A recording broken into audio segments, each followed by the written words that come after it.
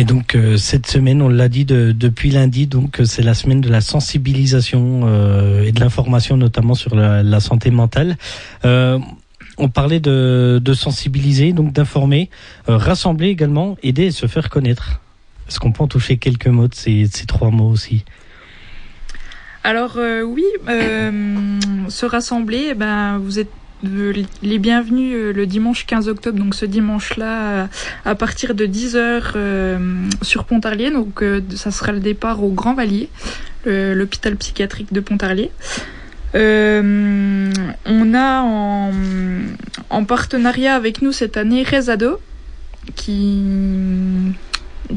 c'est une structure en fait qui permet aux enfants et aux adolescents justement de pouvoir bénéficier de soins. On a l'EHPAD du Larmont et le GEM Comtois. Le GEM, c'est groupe d'entraide mutuelle. Donc c'est aussi un groupe qui est là un petit peu pour... On va les découvrir aussi, c'est la première fois qu'on les a invités. Et parce que le thème de la santé mentale de cette année, de cette semaine, c'était à tout âge de la vie, ma santé mentale est un droit. Donc on voulait balayer un peu les structures qui existent et montrer qu'il existait pas mal de choses faites aussi pour les adolescents et pour les personnes âgées. Oui, les personnes âgées, ouais. Oui, parce que ça touche pas forcément que les adultes, ça touche aussi bien des jeunes enfants, des adolescents que des personnes âgées également. Oui, tout à fait. Malheureusement, j'allais dire, oui, malheureusement, et heureusement qu'il existe ces structures-là pour pouvoir venir en aide aux familles et aux personnes et aux plus jeunes aussi. Et plus on va prendre les choses tôt, finalement, peut-être plus les choses seront plus faciles aussi à l'âge adulte, notamment tout ce qui est violence et voilà, plus on va pouvoir intervenir tôt, plus ce sera ça évitera des choses qui vont s'enquister et s'ankyloser dans les problèmes plus tard. Alors on l'a dit, ce dimanche 15 octobre de 10h à midi, départ à l'hôpital du Grand Vallier, donc rue du 3e régiment de tirailleurs algériens à Pontarlier. Brunch gourmand, enfin brunch itinérant plutôt, donc gourmandise et santé mentale au programme, puisque c'est le but est de sensibiliser également le public qui va venir à cette matinée. Oui. Alors si vous voulez, on a un parcours de à peu près 4 km. 4 km, mais on a quand même assez de nourriture qui permet de dire que c'est un brunch gourmand, itinérant. Mais l'important, c'est de pouvoir vraiment partager des bons moments, un moment convivial. C'était ça qu'on voulait faire passer. Et puis, il n'y a pas besoin de s'inscrire, on vient directement et vous serez bien accueillis. C'est aussi montrer que les personnes qui souffrent aussi de troubles psychiques, elles sont bienveillantes en fait. Elles sont pas forcément. On a l'image d'une personne qui est violente et tout ça. Alors certes, ça peut arriver dans les phases aiguës, mais la plupart du temps, c'est des personnes avec un grand cœur. On est sensible comme tout le monde et on est parfois même hypersensible. Donc, voilà. On vous invite à venir découvrir tout ça dimanche à partir de 10h au Grand Vallier. Donc c'est dès 10h, est-ce qu'il faut se donner un petit peu rendez-vous avant ou est-ce qu'on peut faire des départs pour cette marche entre 10h et midi, bien évidemment ? Oui, voilà, exactement. C'est entre 10h et midi et les départs se feront à partir de 10h jusqu'à la fermeture, donc midi. Les derniers départs à midi. D'accord. Et le départ va se faire d'où ? Du parking de l'hôpital du Grand Vallier ? Oui, c'est ça. En fait, il y aura un stand où vous pourrez, où vous venez si vous voulez. Parce qu'on a peut-être pas précisé, mais pour les adultes, c'est 4 € et pour les moins de 10 ans, c'est gratuit. C'est sans réservation, comme vous venez de nous le dire. Et donc du coup, oui, c'est sur le parking du Grand Vallier, juste à l'entrée de l'hôpital. Eh ben, pas de souci. En tout cas, on va y revenir dans quelques instants. On va partir tout de suite en musique, bien évidemment, avec de la nouveauté. Donc, avec Parapluie, c'est Jack sur Village FM. Et puis nous, on se retrouve juste après. Restez avec nous. On continuera avec nos invités. Donc, avec l'association L'Escale, Sophie et Cynthia, bien évidemment, à parler de cette brunch itinérant qui aura lieu donc dimanche matin de 10h à midi. Donc, ce sera ce dimanche 15 octobre à Pontarlier, à partir, départ plutôt de l'hôpital du Grand Vallier à Pontarlier. Restez avec nous sur Village FM.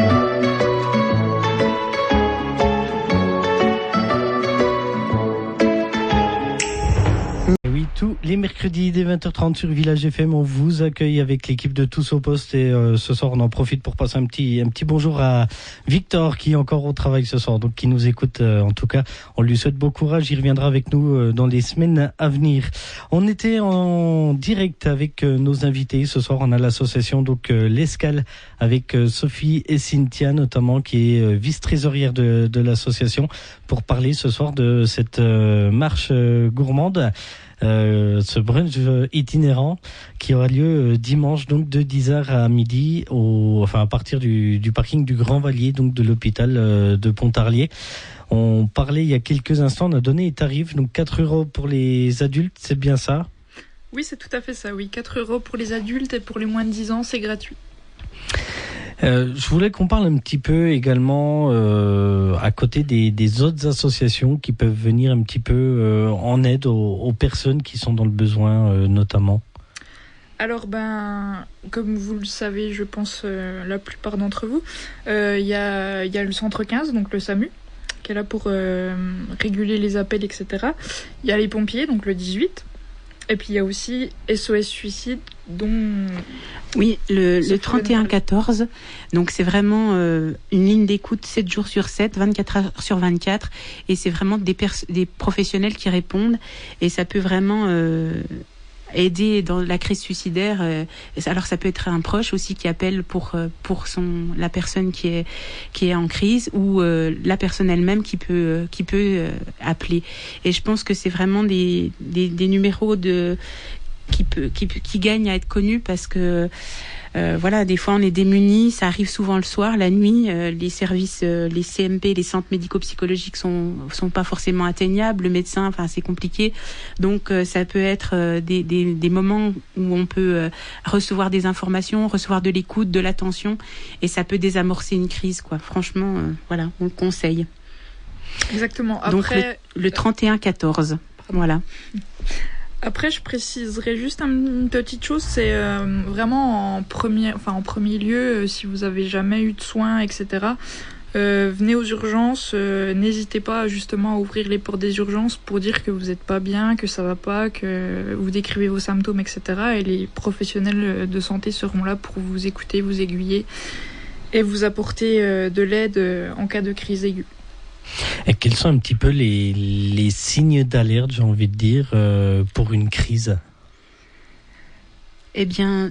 Alors, si vous voulez, dans mon cas, ça peut être l'angoisse. L'angoisse, elle se ressent notamment quand on a les mains moites, par exemple, des tremblements, de l'agitation. Ça peut être aussi faire les 1000 pas. Donc ça, c'est notamment l'angoisse. Après, il y a des pensées envahissantes qui peuvent être présentes aussi, de se dire je suis nulle, je sers à rien, je vais rien faire de ma vie, etc. Donc ça, c'est le dénigrement, voilà. Il y a le repli sur soi, il y a les problèmes d'hygiène également, les personnes qui n'arrivent plus à se laver. C'est pas qu'elles veulent pas, c'est qu'elles n'y arrivent pas. Il y a tout ce qui concerne le sommeil. Souvent, on pense souvent à l'insomnie, mais il y a aussi l'excès de sommeil. Des gens qui vont dormir excessivement, ou qui vont confondre le jour et la nuit, des choses comme ça. Donc l'hypersomnie. Ok. Les pensées suicidaires et les actes les gestes de mutilation. Les passages à l'acte, comme on appelle ça. Et il y a aussi le manque d'appétit. Donc ça peut être le fait de pas du tout manger, voire de trop manger, pas de se réconforter, mais excusez-moi, j'ai pas le mot. Oui, de se réconforter un peu dans la nourriture et d'avoir des problèmes au niveau de la modification de l'appétit. Ça, c'est quelque chose aussi, on pense pas forcément en premier.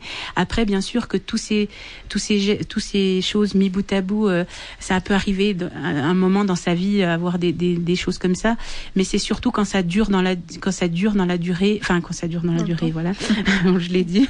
Mais voilà, quand ça vient à se prolonger sur la durée, et puis aussi les changements d'habitude, c'est-à-dire quelqu'un qui aime beaucoup sortir, tout à coup il sort plus du tout, ou au contraire, enfin voilà, quelqu'un qui tout à coup va être très exubérant, enfin voilà, c'est tous ces signes-là qui peuvent être importants de repérer. Et souvent l'entourage est déterminant dans les premières crises en fait, parce que souvent la personne qui est pas bien, elle se rend pas compte qu'elle va mal et elle refuse l'aide. Au départ, c'est souvent elle refuse l'aide. Et ça, c'est tout un grand parcours d'accepter l'aide. Hein, Cynthia ? Le fait d'accepter, c'est le fait déjà de faire un pas vers l'avant. Parce que c'est vrai que c'est pas forcément évident d'accepter de vouloir se faire soigner.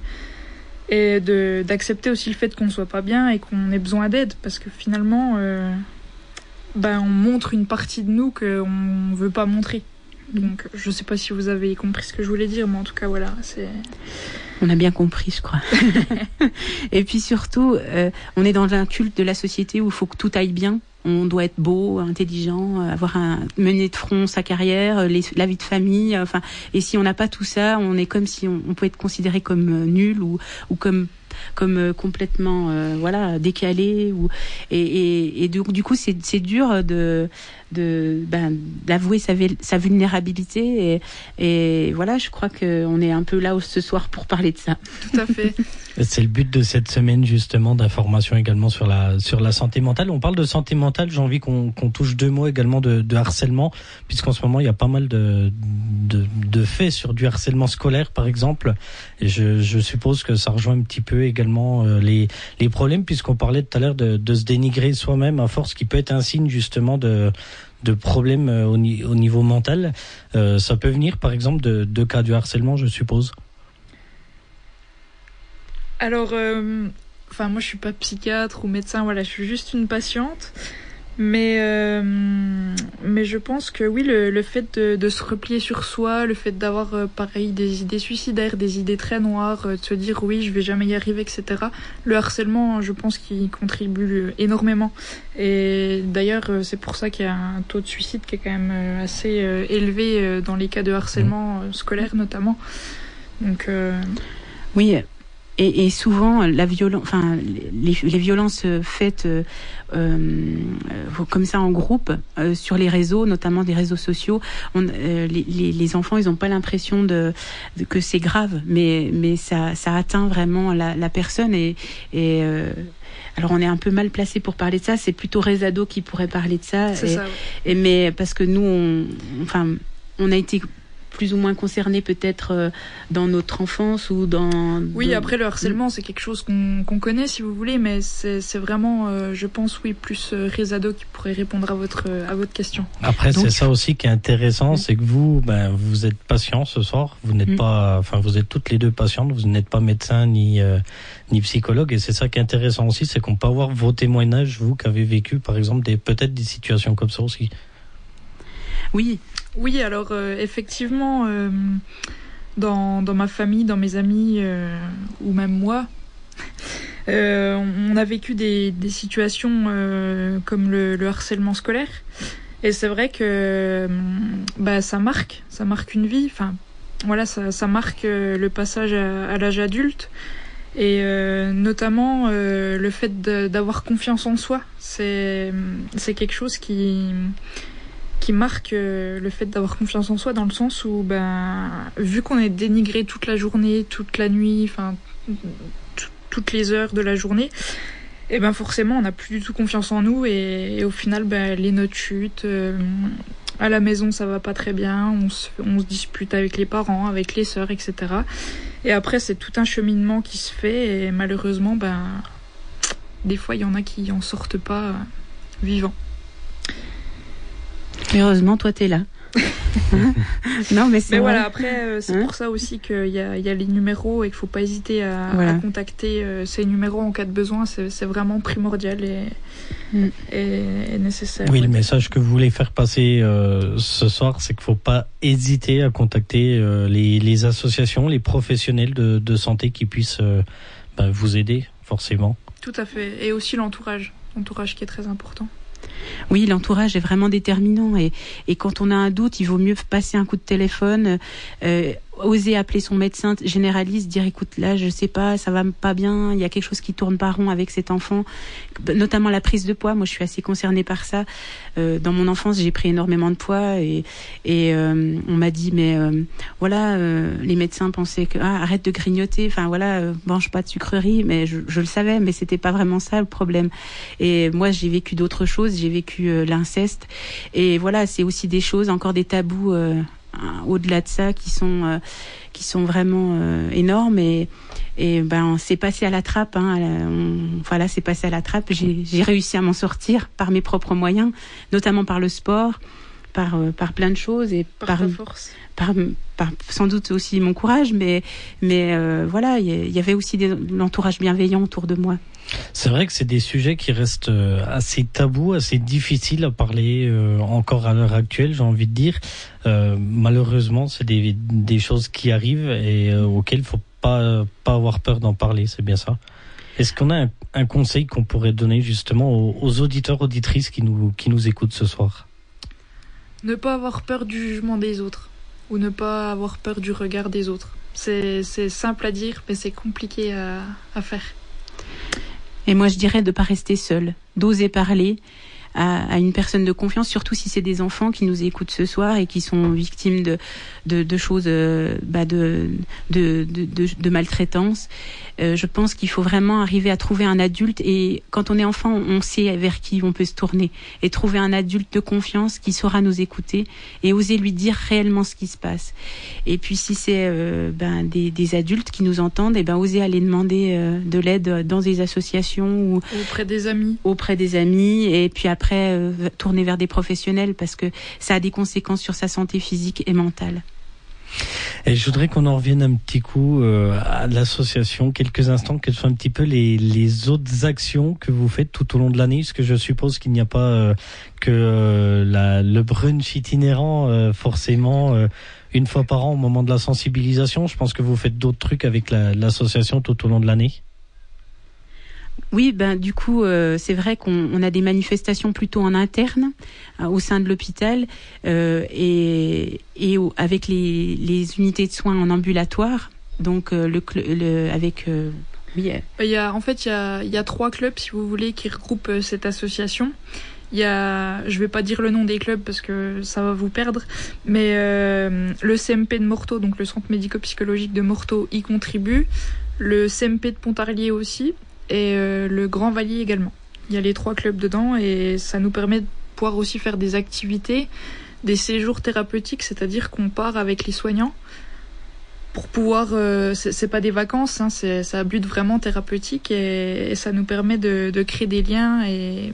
De reprendre confiance aussi en la vie, en des choses simples, d'aller faire un restaurant. Des fois pour des personnes c'est très compliqué d'être en communauté aussi, d'oser sortir, de voir un autre univers. Un autre paysage.